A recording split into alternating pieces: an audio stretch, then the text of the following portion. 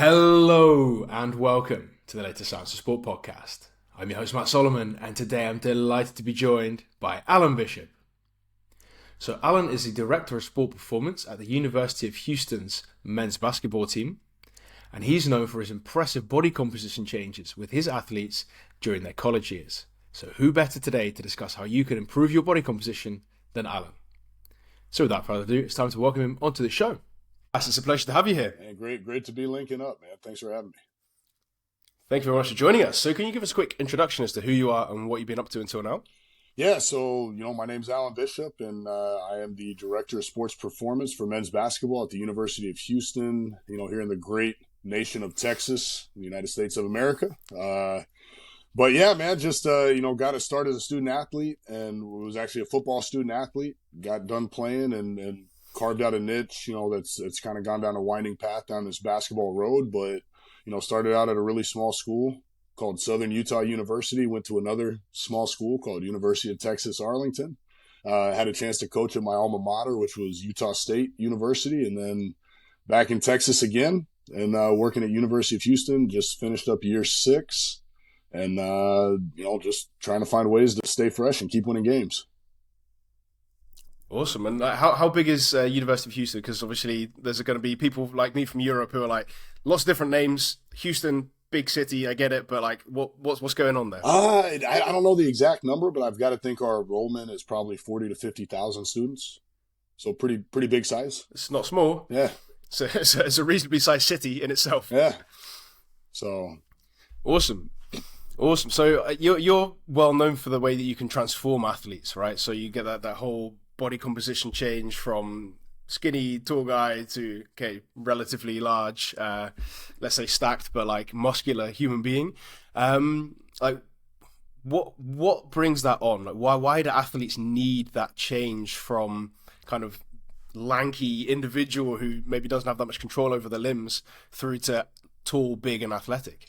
Yeah, I think with that, it's one of those things where I get that question from people all the time, and people want to throw a million hypotheticals. Well, shouldn't they be working on their shot? Shouldn't they be working on this? Shouldn't they be working on that? And to me, I just look at it, it's like, look, if you hold up a before and after photo, and this kid's 6'8", 205, and this kid's 6'8", 245, this kid didn't forget how to shoot. He didn't forget how to rebound. He didn't forget how to defend. Which one would you rather be playing right now? Like, who do you want on your team? And I think that's one of the things in this where I think basketball gets a bad rap.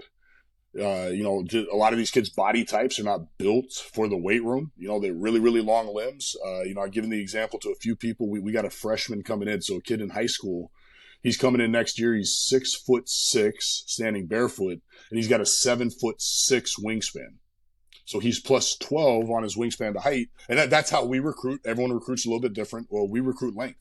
Our starting center this year is going to be 6'7" with a 7'5" wingspan, right? So we always want those big plus, 8, 9, 10 wingspans. So you look at that body type, that's not built to press. It's not built to squat.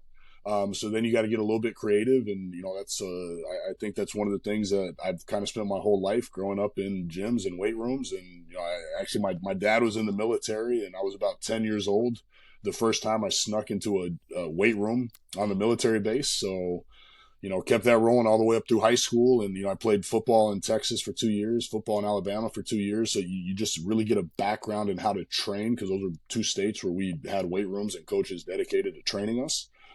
Spent a lot of time learning how to train under very good strength coaches, at the university level when I played.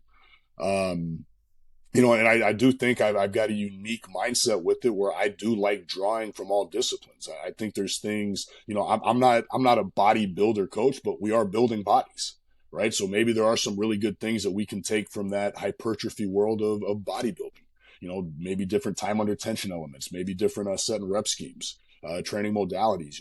I'm not a powerlifting coach, but I need guys to get strong, and I read a whole bunch of, Westside Barbell, Elite FTS, kind of the things that everybody thinks they have an opinion on. Like, I'm not smart enough or qualified to have an opinion on it because I never actually trained there. But you start getting a lot of ideas, you start implementing it. And so again, you look at it and ultimately at the end of the day, I think the biggest thing is, we have all the data, we have all the metrics. Our guys, not only do they get bigger and stronger, but their verticals go up, their speed improves, their endurance test and how we value testing and what we do for our team, they all improve those metrics. So once we can kind of eliminate that fallacy that getting big, strong, putting on size is somehow going to hurt other aspects of performance. Well, shoot, I mean, there's weight classes in wrestling for a reason, right? And so for me, I would much rather have the bigger, stronger athlete out there, since there are no weight classes, and let's just find a way to keep them really lean. Fat don't flex. And I think there's a reality that, I take a lot of pride that our athletes, we're all sub 10% body fat. We've been that way for a few years now, man. I mean, we do a good job with the nutrition, with the training. Then you start putting on size, and then it becomes a cultural aspect of what we do. And that's how we recruit. And, hey, this is what you can expect. It's part of the entire training package of what we do nutrition, what we do training. And that's the kind of kids that we get. It's kids that are going to buy into the process of what we do. And that, you have a little bit of success, and success is kind of a self-fulfilling prophecy where it just kind of builds on itself. So, it's worked out really well, and guys are bought in. Absolutely excellent. And when you talk about that process, obviously one part of that is training and the other part is nutrition. And I want to get the nutrition part later in the podcast. Yeah. But when we look at the training side of things, what does a training session with you look like then? Because obviously a lot of things need to go on, and you're kind of restricted by the NCAA guidelines, I imagine, with you can't have endless contact time with them. So when an athlete comes into a session with you, what does that look like? So it's kind of broken down in times of the year. So we'll start the first Monday in June with our guys in the off season. So that's June, July, August, kind of September, practices start, and then we're playing games in November. Right. And so with that, what we do that's a little bit unique is we actually do a team training session, a team training environment in our off season, our June, July, August, September. And so that may not necessarily be the best way to get the individual to the man. What does this person need more than anything in the world? But from a general physical preparation standpoint, it gives us a chance to really kind of hammer, home some of those big rocks. But then the other side of it is there's still a cultural component. So we have freshmen coming in that they have no idea what they're in store for. But we've also got veterans coming back that have been to the Final Four, and they know what that process looks like. They know what the day-to-day process of training, nutrition, on-court work, they know what that looks like. So now we get them all together, and there's a little bit of the old dogs bringing up the young dogs with them. Now within that there is separation, but anyways, a normal training session in that off season, we'll get together, we'll do some team based event. Maybe that's tempo running, hill sprinting, sled sprinting, strongman circuits, but we usually do something in a team element, and then we'll split it up, essentially guards and bigs, where half will go do some on court work, half come to the weight room, then we flip it. And that's kind of the meat and potatoes of training in the morning. But as soon as they get in there, we've got a breakfast waiting for them. So we start our day every day with a great breakfast. We go train. We get done with all those things. There's a lunch waiting for them. So they have lunch. Usually guys, they'll go handle all their academic stuff. And then one of the great things about us is, we are a very developmentally driven program. So then they'll come back and get shots up, individually with managers, rebounding for them. And then we'll typically have another meal for them waiting after that. So, I mean, if you go to UH, man, you're going to get fed really well. You're going to consistently train, but that's usually 4 days a week, Monday, Tuesday, Thursday, Friday. Preseason hits, and now you're actually in practice mode. So the hours kind of flip, where instead of being very GPP centric, now it's kind of specific prep centric, and it's really about what you're doing on court and getting to the technical, the tactical, learning our system, being the best in the world, what we do on the court. So those hours come down a little bit. We typically drop down to 3 days a week in the weight room then. And then once season hits, that's when it turns into the, every basketball strength coach's favorite time of year. And it's 1-on-1, it's 2-on-1. So I might be on the floor for, 8 hours a day training guys. And that's when it's more the individual side of things. Working with guys to the man. And then, we will still have some low minute guys or some redshirt guys that they may be going 4 days a week and really getting after it, trying to hammer some of those body comp, those weight gain goals, whatever that might be. But I'll tell you what, man, we train, we get after it year round. And I think that's one of the other reasons why we do get the results we get is it's part of our culture, man. Guys come in and they train, and you don't see that everywhere. And before we came on and discussed this on the podcast, we talked previously about omni Yeah. reps, right? So, can you take us through how you use those during different phases, or potentially during the preparation phase, to really focus on certain qualities? Yeah. So one thing that I started doing a few years ago is something called an omni contraction system. And so if you actually talk about omni reps, I think it was Mike Mentzer. I mean, this is 70s, 80s, whenever it was, that was doing omni contraction reps, where within the rep itself, there'd be a concentric emphasis and an eccentric and isometric, all within the individual rep.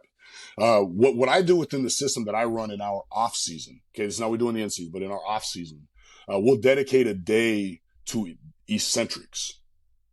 We'll dedicate a day to isometric emphasis, and we'll dedicate a day to concentric emphasis, more straight reps, or maybe dead stop reps where you truly are working the concentric emphasis. And then we'll have a fourth day, which is kind of our gap day, things we missed from those 3 emphasis days. Maybe it's something as simple as we're going to do our strongman training. And then because our guys have such massive wingspans, we do a lot of elbow dominant work, a lot of curls, a lot of tricep work. That's going to be pretty important to put some size on the arms if we're going to have healthy shoulders, healthy elbows, healthy wrists. And that's just going to drive up other capacities with pressing, rowing. So again, it just kind of is a rising tide that lifts all ships. But yeah, that's, it could be something like accentuated eccentrics in an accumulation block, where you're literally just putting things on a slower tempo, building up a little bit of fatigue, really trying to just train that capacity of controlling the rep, and some of that sarcomerogenesis, adding a little bit more in series and some of those capacities.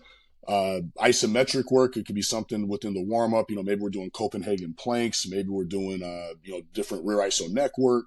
But then it's also, maybe it's intra-rep pausing. Maybe there is going to be a hypertrophy emphasis where we're doing statodynamic reps and we're pausing intra-rep.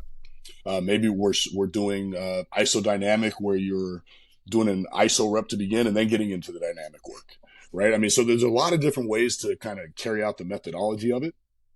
But within an accumulation block, we typically do a little bit more weak point training. So if you see our guys with, for example, hill elevated work, doing, front squat, well, that's a weak point for them. That's quad work. These guys are really long limbs. They always want to hinge. So how do we find a way to hammer home at weak points? And that's a big thing we do in an accumulation. And then we work to an intensification. We try to, train what their body's good at. So again, if you're really, really long legs and short torso, you're gonna be great at hinging. So maybe that's when you start getting more into the deadlift work, right?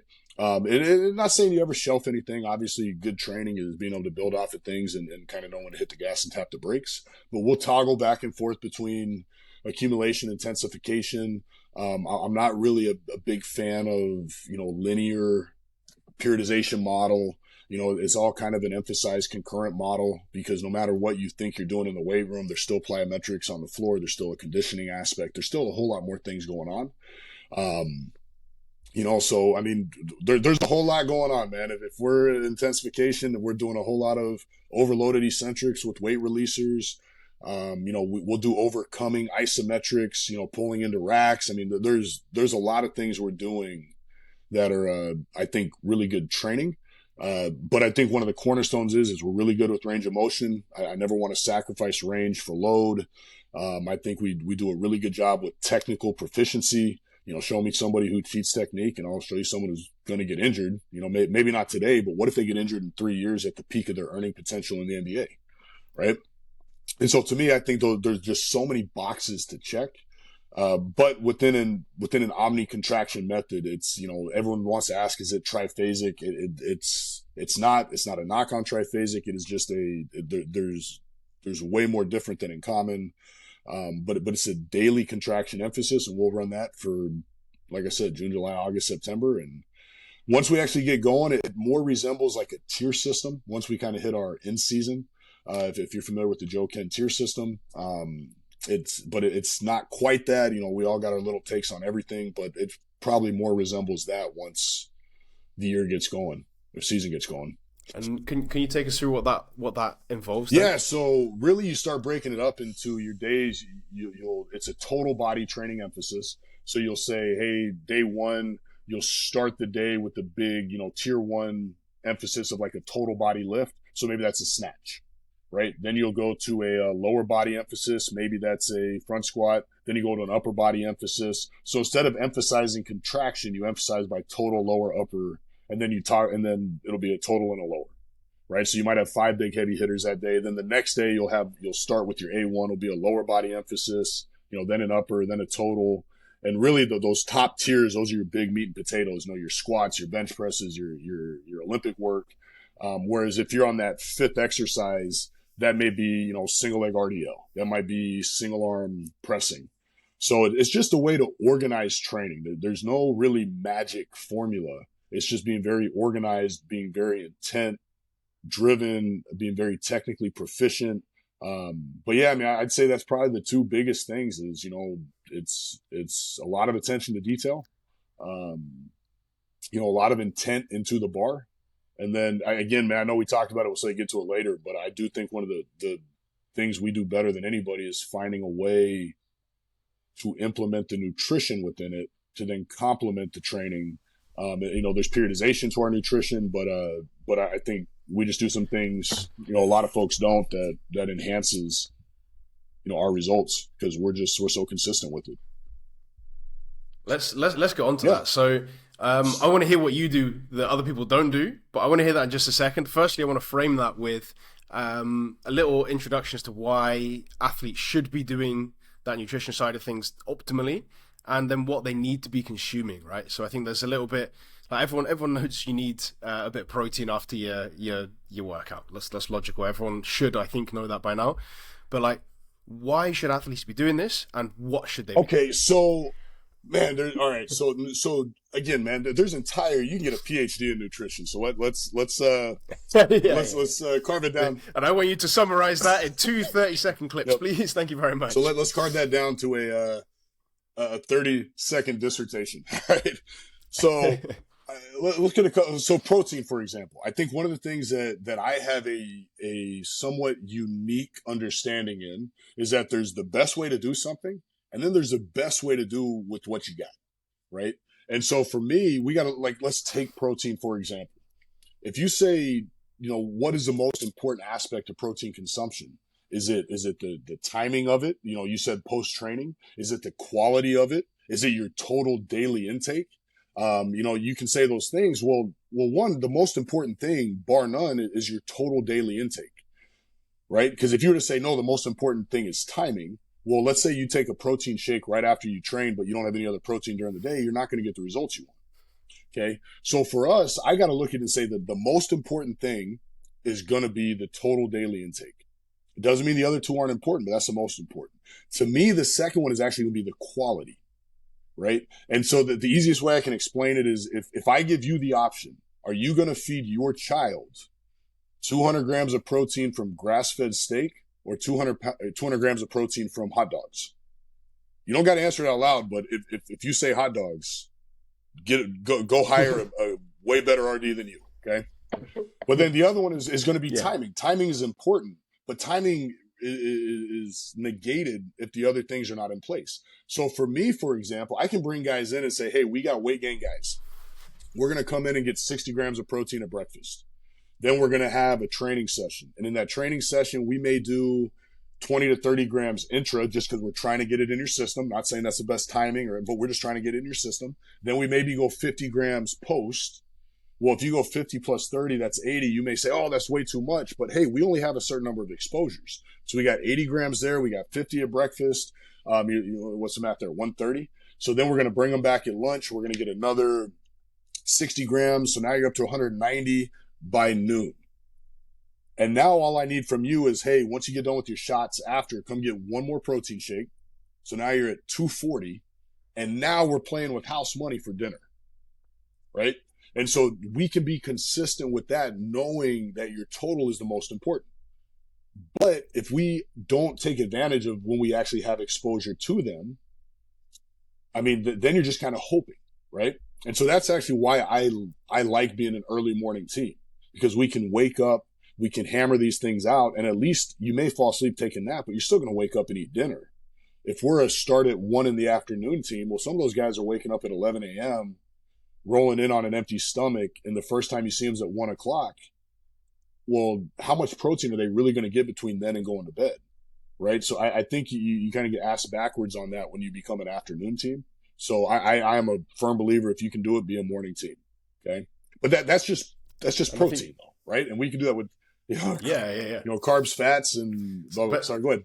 But these guys are heavy guys as well, right? Because they're big. Like obviously, I can imagine some people listening to this, they're thinking, let's take a 70-kilogram football player, soccer player, who's trying to hit 200 grams of protein before lunch. Like that's just not going to happen. They can't eat that much food, right? So like these are the bigger range of human beings. Correct.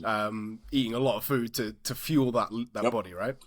But then the other thing is, you start saying like carbs, right? Like to me, no one's ever got, if you're on a diet, no one ever gets to the end of the day and says, oh, nuts, man, I didn't hit my daily carb intake. I just got to load up on carbs before bed, right? Like, so, you start looking at those kind of things. And so for me, I think you start with protein as the emphasis, carbs, fruits, vegetables, the rices, potatoes. I want high quality carbohydrates, and we build our plates around that. And then just healthy fats to fill in the rest. And so again, that's just kind of the every single day for our guys, they have access to that.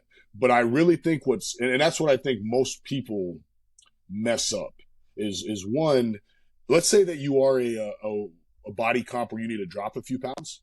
If you just focus on the quality, I'm not even going to tell you to start cutting things out, adding things. If you just focus on the quality of your protein intake, and then you start focusing on the quality of your carbohydrate intake and the quality of your healthy fats, well, all of a sudden your diet cleans itself up pretty quick. And I'm not even the one telling you what you can and can't take. It's stuff that you're going to pick, things that you enjoy. So now there's adherence because it's actually food you want to eat. Okay.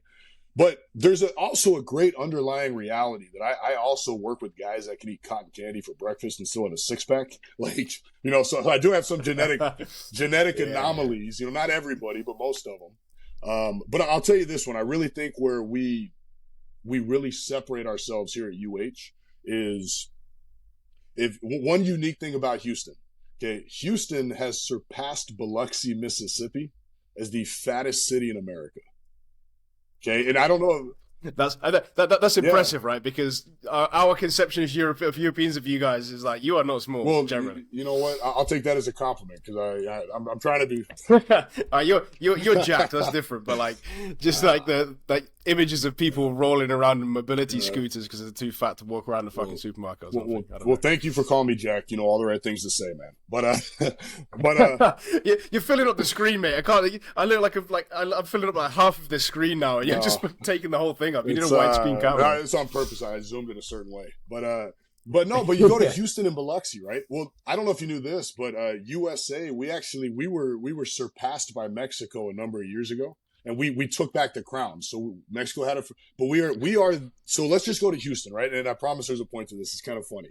But we are the fattest city in the fattest country on the planet, right? So, but I'm telling you that because now think about this. If we go outside and we count the next 100 people, those 100 people, how many of them are jacked versus how many of them are just overweight, okay? Most of them are overweight. Very few of them are jacked, but they're in a caloric surplus. So why aren't they putting on size?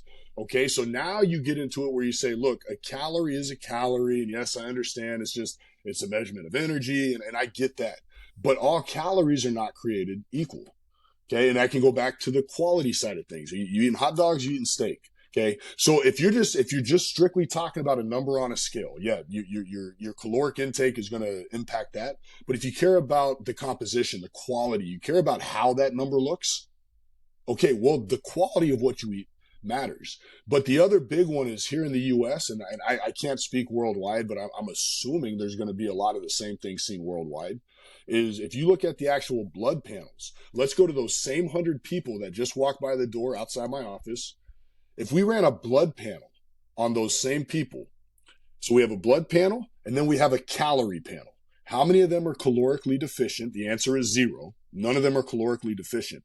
But how many of them have nutrient deficiencies? We can start saying vitamin D. We can start saying, well, what's the omega-3 index look like? What's your magnesium status? What does your zinc look like? Okay, so we start going down that road, and now we can say, well, we know from every study ever done on deficiencies in the U.S. They're a lot of them are done on college students or unique populations, but there's also some good studies now starting to come out on like the NBA G League, the NFL Combine. But we start looking at athletes. I really get cautious with this. I don't like talking injuries, and I don't like talking our internal injuries and our internal blood panels and those things. But I'll tell you this: we've had one kid in the 7 years that I've been here. I'm sorry, the 6 years I've been here, going into year 7. We've had one kid who came in who was not vitamin D deficient. And it just so happened his uncle was Lee Haney, the bodybuilder. So he had a pretty good nutrition plan, right? Just small world things. It was pretty cool. But you look at that and you say, well, how's that going to impact, not just bone health, but how's that impact your androgen levels? Okay. We look at the omega-3 index. There was that really good study that came out on the G League. So these are professional basketball players just kind of one step below the NBA. Sorry, screen fell on me there. But but anyways, you look at that, and it was I think they did 119 panels looking at omega-3 index, and 117 were deficient. One was insufficient, one was in range. But then when they paired that up with the questionnaire, and it's like half of them were saying they eat their necessary allotment of fish, well, something's not adding up. And so that's where I think we do a great job with our guys. Is we have a pretty substantial supplement budget. We kind of group our nutrition in 3 boxes. One is our training table, so those are the actual meals. We have a fueling station, which is a 24/7 fruits, berries, nuts, yogurts, cheeses, jerkies, hydration options, blah blah blah. That's in their locker room.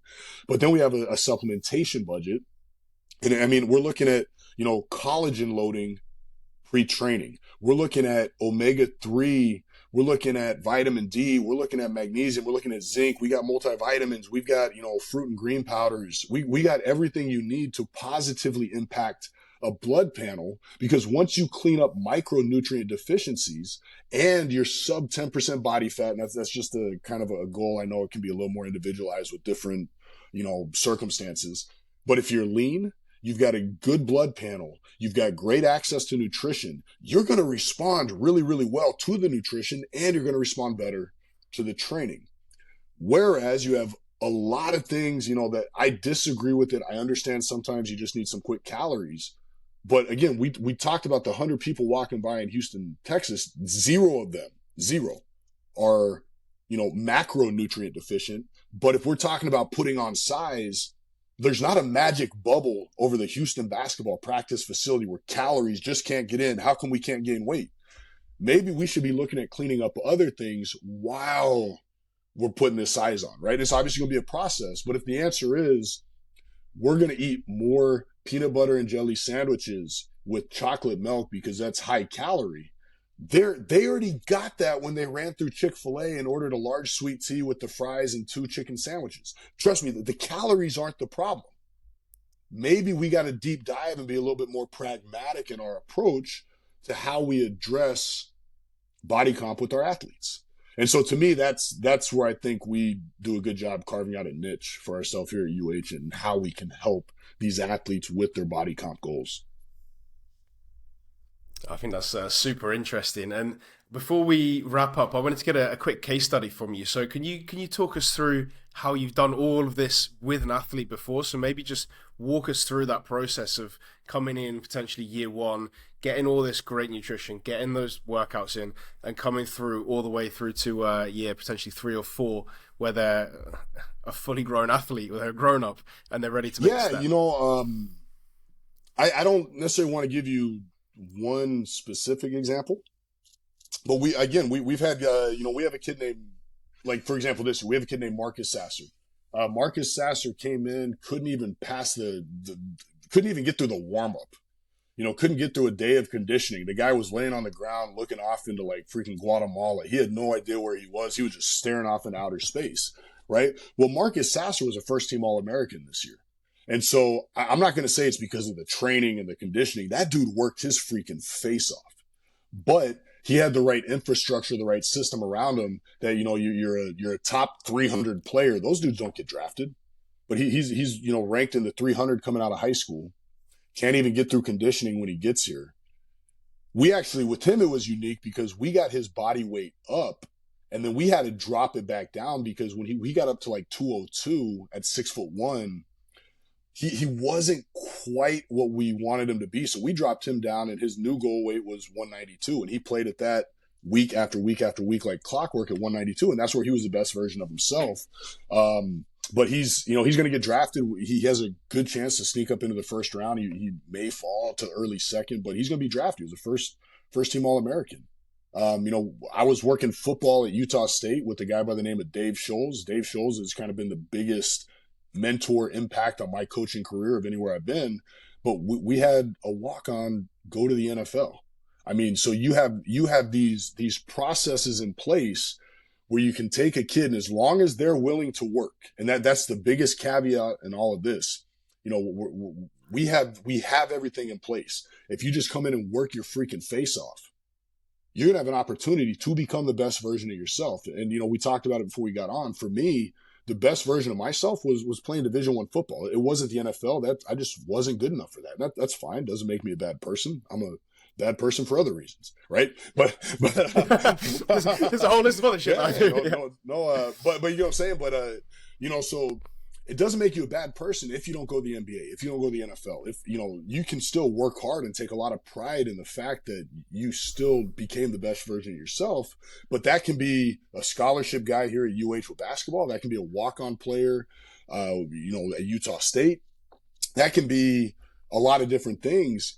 But ultimately, I mean, if you say case study, there's so many individual differences to the man that we'd probably need another couple hours on a podcast to kind of one by one go down the line. So I'm sorry, I wish I had a better answer for you, but there's some really good examples there. I think it's nice to give the kind of the context as to what you're doing all this for, right? So at the start, we kind of we said, why would you want to do this as an athlete? Why would you want to recomp? And I think that's brought it back really nicely to the start again, to be like, you know what? If you want to do it, you can go from being gassed in your first warm-up through to All-American. It's possible. You just need to put that work in over the years. And and make no mistake about it, man. Like, I'm not going to pretend like Danny DeVito, the actor, could come in today and outwork all of his shortcomings to be an All-American. Like, there is a genetic aspect to it. And I tell you, the thing that most of our players did better than anything at all is they picked their parents the right way. Right? So, I mean, it's funny, there's that saying, there's weight room genetics and then there's bedroom genetics, right? So there's only so much we can do with that bench press. Sometimes you just needed your mom and dad to pick each other the right way so that you came out looking like, looking like you look and running like you run. So that's more things that I need to blame my parents for. Let's just put that one on the list. Brilliant. Alan, massive thanks for your time and effort today. I've really enjoyed it. It's been a really good podcast. Where can people find more information? Yeah, I'm somewhat active on social. I used to be a lot more active, but it's kind of gotten a little, unbearable, I'll be honest with you, in recent years. But I'm on Twitter, I'm on Instagram, and, it's Coach Alan Bishop on both. And, I try to interact with anybody interacting with me who's not a complete, piece of you-know-what. So, if you need anything, just go ahead and reach out on one of those. Perfect. Alan, massive thanks for your time and effort today. I look forward to speaking again. Sounds good, brother, man. Good to connect. All right. Cheers, buddy. Bye. And that's it once again. A massive thanks to Alan for all of his hard work on today's podcast. I really appreciate it. I'm sure you do at home too. Before you leave, I want to point you in the direction of the Science of Sport Coach Academy. Now, the Coach Academy is a series of sports science courses broken down into bite-sized chunks. So if you've enjoyed today's podcast and you want to get some more great sports science information, you can get yourself into the Coach Academy completely free using the link in the show notes in just a few seconds' time. And as a bonus, for every course you complete, you get a certificate of completion, which means you can improve your ongoing education. And of course, if you have enjoyed today's podcast, it'd be fantastic if you could recommend us to a coach, a colleague, an athlete, or a friend. That means that we can keep bringing the best possible guests and the best possible content. And that's it. Once again, a massive thanks from me. I'm Matt Solomon for Science of Sport, and I'll speak to you next week.